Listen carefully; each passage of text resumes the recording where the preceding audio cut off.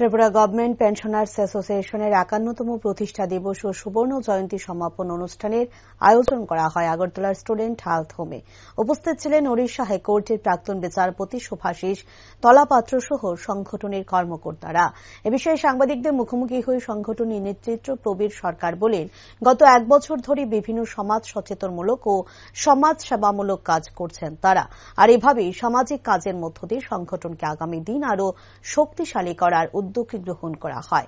উপলক্ষে ৫০ বছর পূর্তি অর্থাৎ ৫১তম প্রতিষ্ঠা দিবস উপলক্ষে বিশেষ অনুষ্ঠানের আয়োজন করা হয়। এদিন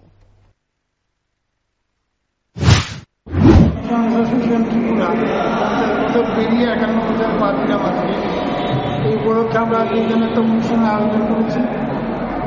গত ১ বছর ধরে আমরা রাজ্যের বিভিন্ন প্রান্তে বিভিন্ন রকম উদ্যোগ নিয়েছি, সমাজসেবামূলক, সমাজ সচেতনতামূলক এবং আমাদের যে দায়িত্ব এবং কর্তব্য প্রবীণ নাগরিক হিসেবে সেই সম্পর্কে আমাদের সদস্যদেরকে সক্রিয় করার উদ্যোগ আমরা নিয়েছি।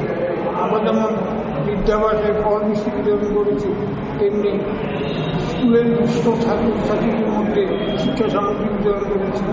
আমরা আলোচনা চক্রের আয়োজন করেছি, মরণোত্তর দেহদান প্রতিদানের শিবির করেছি এবং এইভাবেই আমরা সংগঠনকে আগামী দিনে আরও শক্তিশালী করার জন্য উদ্যোগ নিয়েছি এবং আমরা আশা করি যে সমস্যা এবং সংকটের মধ্যে এখানে প্রবীণ নাগরিকরা পড়েছে তার থেকে উত্তোলন উপকৃত হওয়ার জন্য আমরা সংবদ্ধ হওয়ার জন্য আপনার